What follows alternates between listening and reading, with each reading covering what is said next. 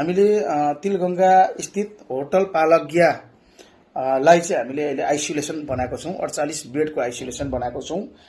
Covid लागेका संक्रमित भएका साथीहरूलाई चाहिँ आइसोलेटदेखि लिएर एकदम गाह्रो भएका साथीहरूलाई अक्सिजनको व्यवस्था गर्ने गरी 7 जना युनिटले चाहिँ काम गर्ने तयारी गरिरहेका छौँ। अनि बेसिक एलोप्याथ र आयुर्वेदिक थोर थरीको प्याकेजमा औषधि हामी तयार गर्छौँ, त्यही मात्र चलाउँदा पुगिहाल्छ नि। अनि त्यो बाहेक अब आइसोलेसन बिरामी हेर्ने एउटा हिसाबले भयो।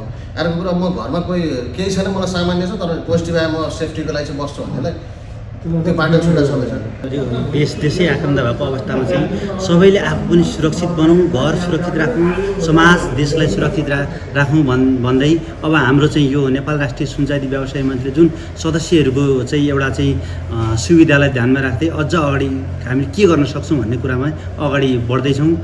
र यस होटलमा बस्दाखेरि हामी सङ्क्रमित जो व्यवसायी साथीहरू हुनुहुन्छ उहाँहरूलाई चाहिँ सेपरेट बाथरुम सहितको एट्याच बाथरुम सहितको रुम उपलब्ध गराउनेछौँ र उहाँहरूलाई त्यो रुममा बसे बापत मिनिमम शुल्कमा हामी चाहिँ दिनको 4 पटक खाना सहितको व्यवस्था गरेर उहाँहरूलाई अत्यन्त पारिवारिक वातावरणमा उहाँहरूलाई यस होटलमा राखिनेछ।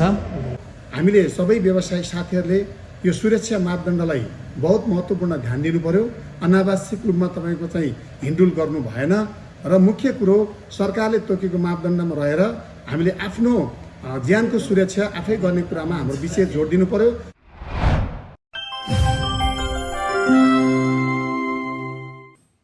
नमस्कार, रिपोर्टर नेपालमा यहाँहरूलाई हार्दिक स्वागत छ।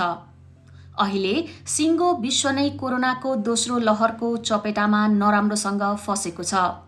यसबाट हाम्रो मुलुक नेपाल पनि अछुतो रहन सकेको छैन।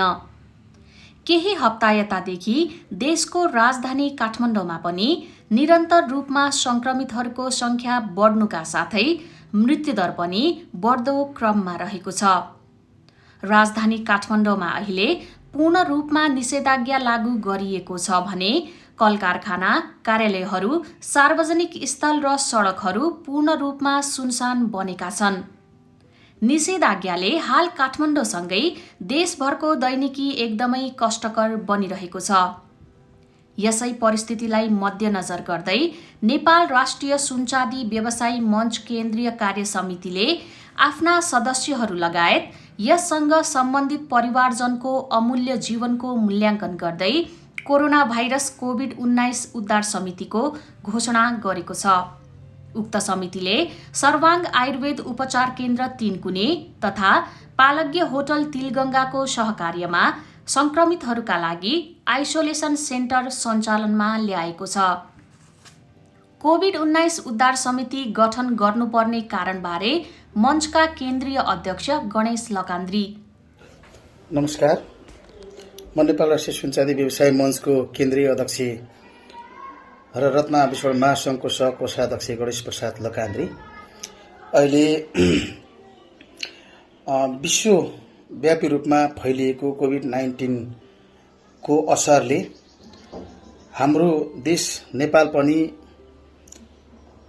अछुतो रहेको छैन।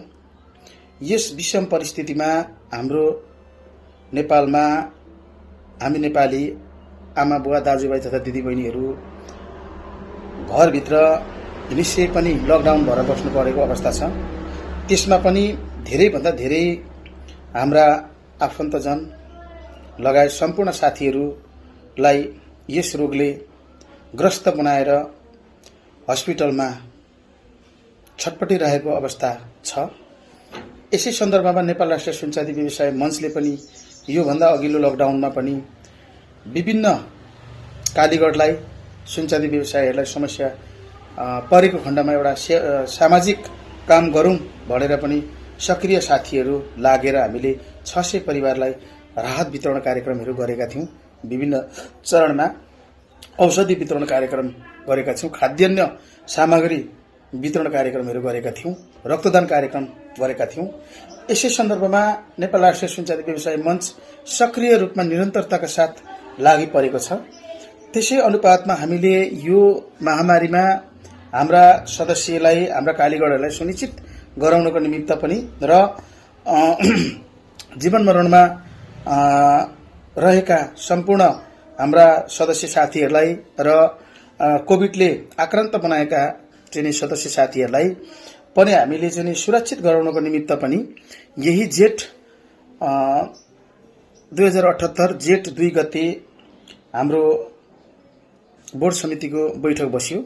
त्यो बोर्ड समितिको निर्णय अनुसार सामाजिक उद्धार समिति एउटा हामीले चयन गरेका छौं।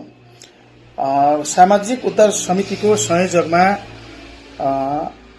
हाम्रो नेपाल राष्ट्र सुनचाँदी व्यवसाय मञ्चका वरिष्ठ उपाध्यक्ष डम्बर बहादुर बराइलीज्यू हुनुहुन्छ भनेदेखि सदस्यमा संगम गहतराज्यू हुनुहुन्छ, सदस्यमा दूतनाथ विश्वकर्मा हुनुहुन्छ भनेदेखि सदस्यमा ज्ञानु गजमेर हुनुहुन्छ र भरत शंकर सदस्यमा हुनुहुन्छ, हेमकुमार राई सदस्यमा हुनुहुन्छ भने खेम तिरुवा सदस्यमा हुनुहुन्छ।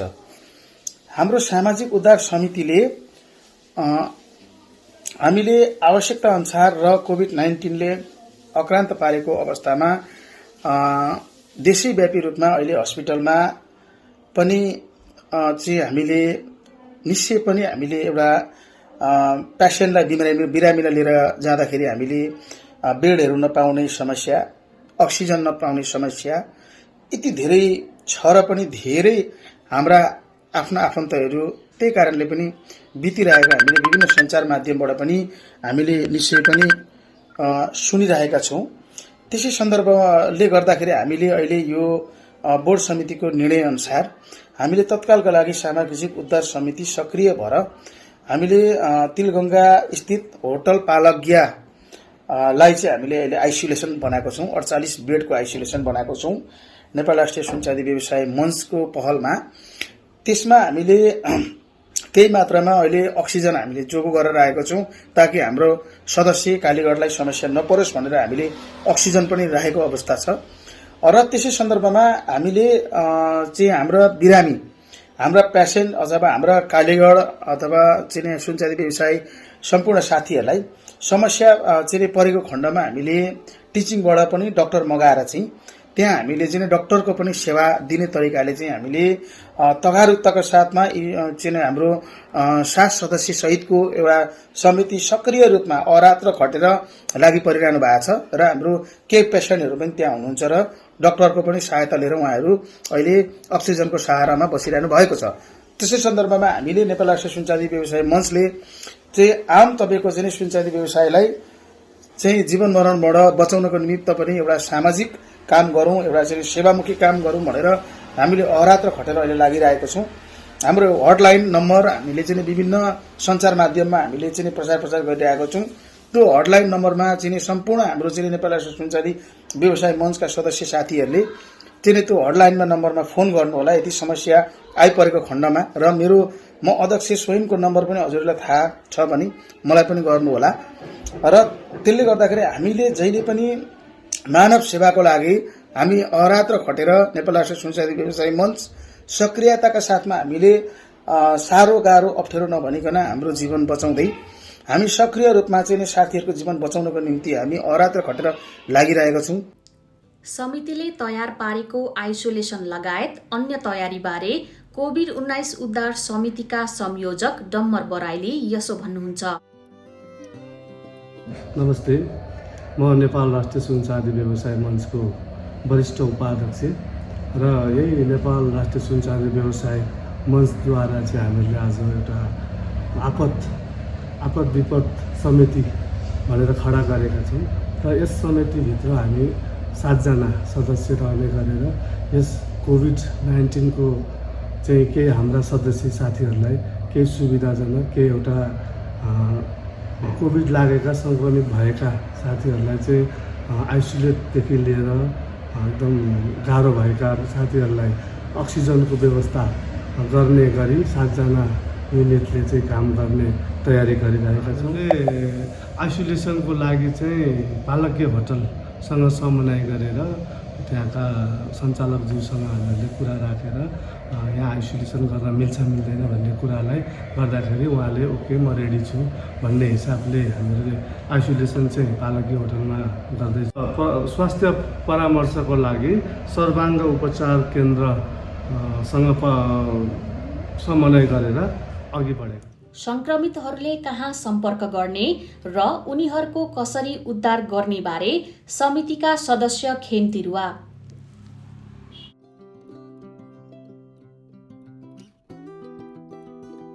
म खेम तिरुवा नेपाल राष्ट्रिय सुनचाँदी व्यवसाय मञ्चको प्रथम उपाध्यक्ष तथा नेपाल सुनचाँदी रत्न तथा आभूषण महासङ्घको कार्य समिति सदस्य।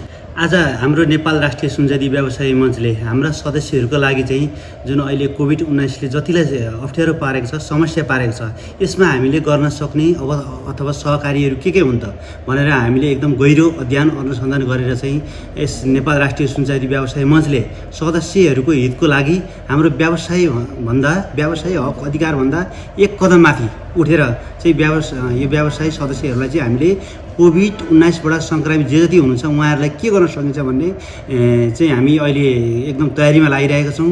यसको लागि हामीले सर्वाङ्ग आयुर्वेदिक उपचार केन्द्र तथा प्राकृतिक हर्बास्युटिकल कम्पनीसँग चाहिँ सहकार्य गरेर आइसोलेसनको लागि एकदम न्यूनतम चार्जमा चाहिँ होटल पालगिया तेलगङ्गासँगको सहकार्यमा र नेपाल राष्ट्रिय सुनचाँदी व्यवसाय मञ्चले चाहिँ यो अक्सिजन निःशुल्क रूपमा चाहिँ हामीले सदस्यहरूको लागि चाहिँ अवस्थामा जुन अहिले कोभिडले चाहिँ आक्रान्त हुनुहुन्छ, सम्पूर्ण यो देशै आक्रान्त भएको अवस्थामा चाहिँ सबैले आफू पनि सुरक्षित बनाउँ, घर सुरक्षित राखौँ, समाज देशलाई सुरक्षित राखौँ भन्दै अब हाम्रो चाहिँ यो नेपाल राष्ट्रिय सुनचाँदी व्यवसाय मञ्चले जुन सदस्यहरूको चाहिँ एउटा चाहिँ सुविधालाई ध्यानमा राख्दै अझ अगाडि हामी के गर्न सक्छौँ भन्ने कुरामा अगाडि बढ्दैछौँ।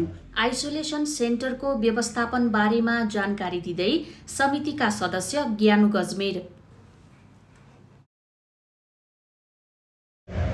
नमस्ते, म ज्ञानु गजमेर, पालगिया होटलको सञ्चालक र राष्ट्रिय सुनचाँदी व्यवसाय मञ्चको सदस्य।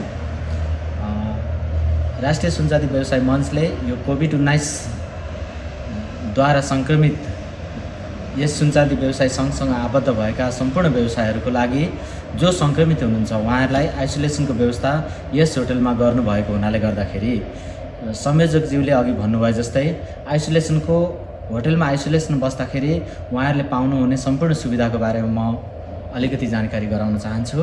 र यस होटलमा बस्दाखेरि हामी सङ्क्रमित जो व्यवसायी साथीहरू हुनुहुन्छ उहाँहरूलाई चाहिँ सेपरेट बाथरुम सहितको एट्याच बाथरुम सहितको रुम उपलब्ध गराउनेछौँ र उहाँहरूलाई त्यो रुममा बसे बापत मिनिमम शुल्कमा हामी चाहिँ दिनको 4 पटक खाना सहितको व्यवस्था गरेर उहाँहरूलाई अत्यन्त पारिवारिक वातावरणमा उहाँहरूलाई यस होटलमा राखिनेछ। कोरोना महामारीको चपेटामा सिङ्गो मुलुक नै फसिरहेका बेला समितिका सदस्य सङ्गम गहतराज यसो भन्नुहुन्छ। म सङ्गम गहतराज नेपाल राष्ट्रिय सुनचाँदी व्यवसाय मञ्चको सदस्य तथा विपद व्यवस्थापन समिति कोभिड-19 को सदस्य पनि। हामीले यो सुनचाँदी व्यवसाय मञ्चद्वारा चाहिँ उपसमिति गठन गरेका छौँ। हामी 7 सदस्यीय समितिका सदस्य र त्यसमा यो कोभिड-19 को सङ्क्रमित हाम्रा सुनचाँदी व्यवसायीका सदस्यहरू साथीहरूलाई अक्सिजनको व्यवस्थापन साथै हामीले स्वास्थ्य परामर्शको लागि पनि सर्वाङ्गन उपचार केन्द्रलाई को चाहिँ सहकार्यमा पालगिया होटलमा आइसोलेट गर्ने हामीले व्यवस्थापन गरेका छौँ। र मेरो सबभन्दा अनुरोध, हामीले सबै व्यवसायिक साथीहरूले यो सुरक्षा मापदण्डलाई बहुत महत्त्वपूर्ण ध्यान दिनु पर्यो। अनावश्यक रूपमा तपाईँको चाहिँ हिँडुल गर्नु भएन र मुख्य कुरो सरकारले तोकेको मापदण्डमा रहेर हामीले आफ्नो ज्यानको सुरक्षा आफै गर्ने कुरामा हाम्रो विशेष जोड दिनु पर्यो।